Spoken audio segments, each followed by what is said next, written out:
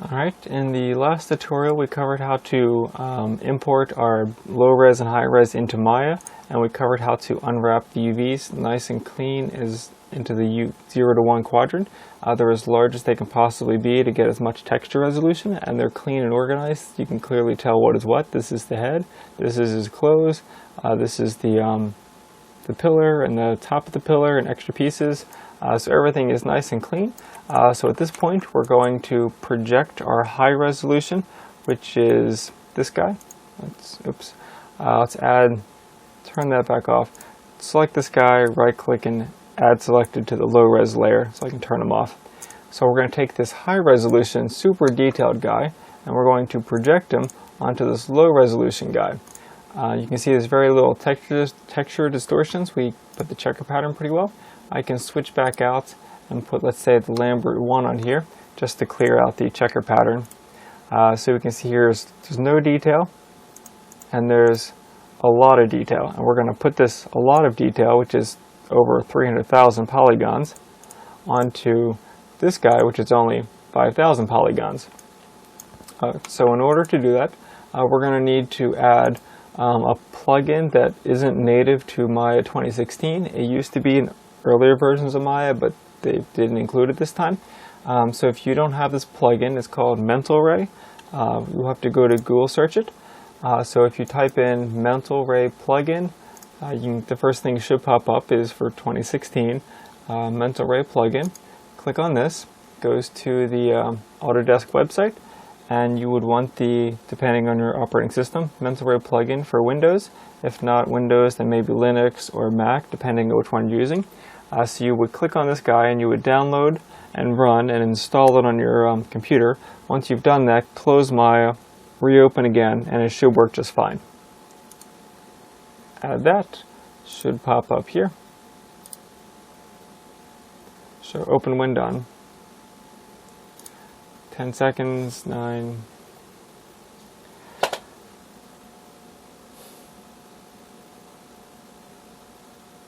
Alright, so I click run, and sure, install, and it goes through and installs the plugin.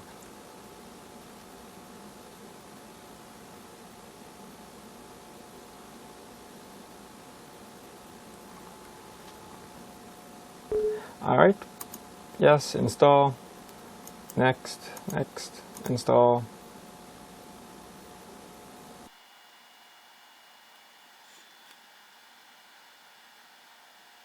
Okay, finished. Done. Alright, so now that I've done that,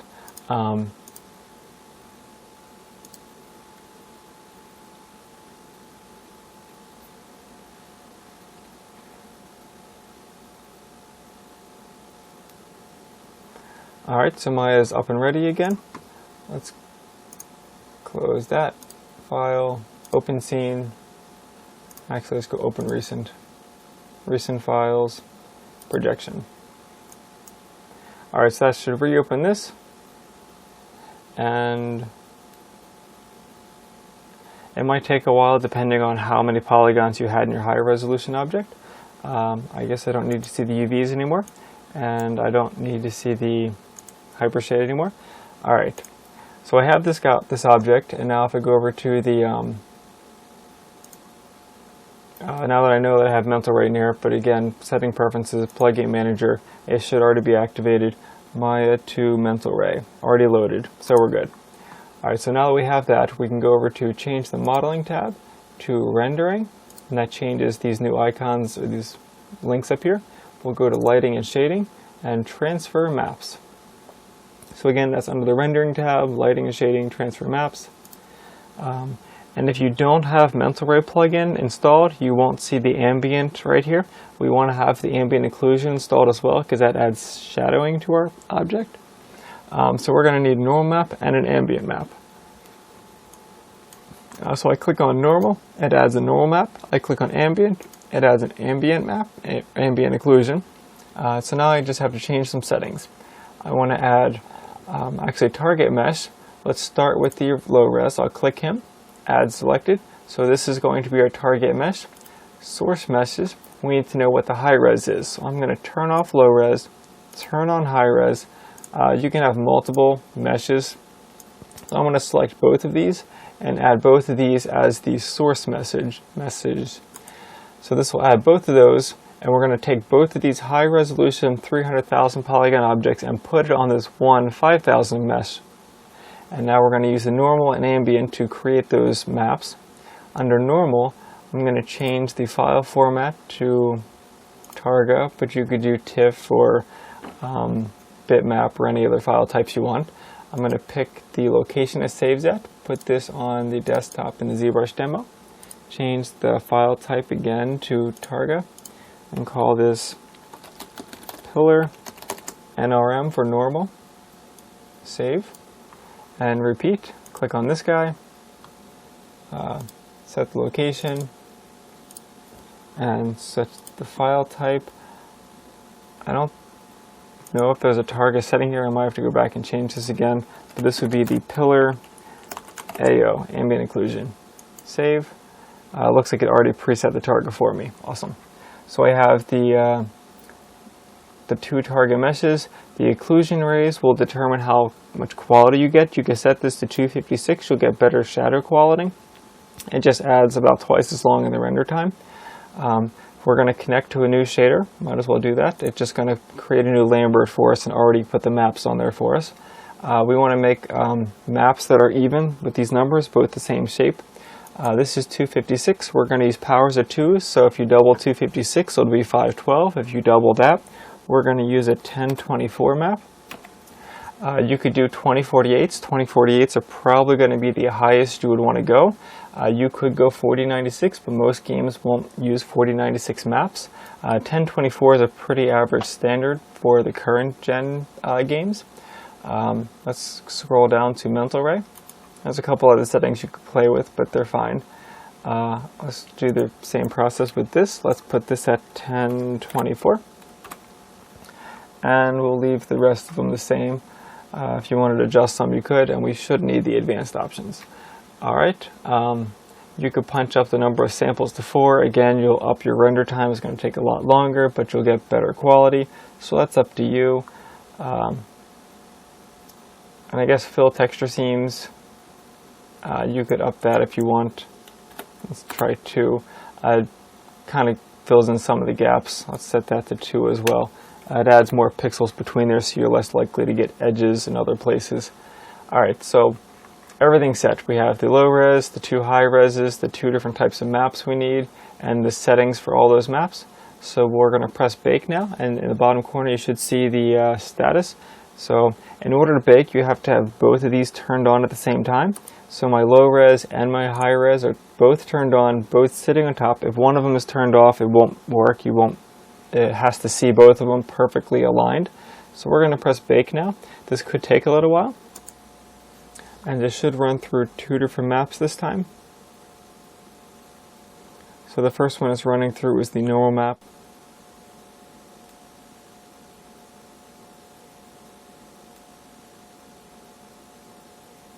Okay, and now it's calculating the second map, which is the ambient occlusion shadow map.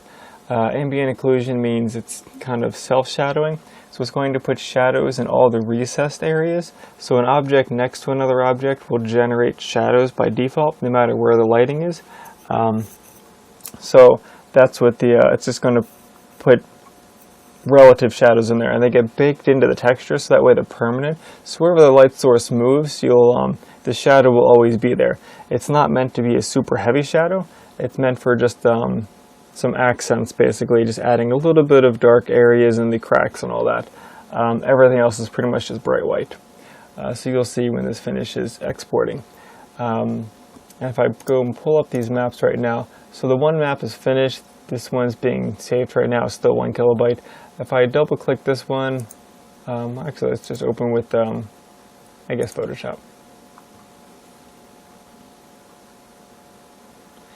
Alright, this is our normal map. It's creating the deformation details for us. We can see that the head is right here, nice and clean in the center. We've sliced the chin area and the whole back side of the head, so there's as little distortion as possible. We've got the armor right here. We've got the brick pattern for the wall, and the ambient occlusion is still being baked out, so you should be able to see a white, oh, just finished. Go click on this guy. And so now we have these shadows baked in. So all the shadows are going to go in these recessed areas. So it looks a lot more realistic when we get in there. Things that distort it a little bit like this, you could adjust some of the render settings, or you can just paint this out manually in Photoshop. But let's jump back to Maya now. And this should have both maps now attached. Let's turn off the, let's just close that, turn off the high resolution. And so here is our final in-game ready 5,000 polygon pillar. So there's a little bit of a seam running down here. That's why we try and hide the seams as well as possible. You can kind of paint that out in Photoshop a little better. You can kind of see the back right here where the seam is running down there. We'd want to kind of move that into the cracks a little bit better, depending on how we unwrap things. But otherwise, everything seems to be working. Alright, so here is a cross comparison of what we just did with the projection mapping. Here we have in the middle, this is our 300,000 polygon object, and here we have at the side is our 5,000 polygon. Actually, all of the side ones are 5,000, they're all the same. This is just the only high res, but we're going to cross compare the maps now. So this one right here should look pretty much just like the one we have in ZBrush. Detail wise is pretty much in there. The difference is here's the original one, which is a lot lower polygon, but this one, so even though this one is the same as this one, you can see a lot more details now put on this lower res object, so it looks more like the ZBrush model. And this is both maps combined, the normal and the ambient occlusion. If we look at just the ambient occlusion by itself, just the shadowing, you can see the shadows that got put in here are looking like it has a lot more detail. But if I slide over here, so the shadows alone added to this guy is what gets you this. That's just shadows added to this. So shadows are really helpful. And the normal map is what does the lighting. So if I zoom into here and you can notice like his shoulder area, wherever the light goes, it's kind of changing the pattern on that. So that's the normal map. So normal map plus shadow equals this guy right here with a lot of resolution detail. So that's the progress of going through this. At this point we have both maps applied onto our character. There should be two maps on the shader. We have it's in the diffuse, but you could put that on the color channel as well. And we have the bump mapping right here. If I click into here and then step back one, we're using tangent space normals to go through and create the normal effect. And here we have what is nice and detailed. If for some reason you're not seeing it quite as detailed, you might need to switch your renderer to viewport 2.0 and make sure your textures are turned on. 5 is just shaded mode, 6 is going to have your textures, and that's pretty much how you project your normals onto your objects.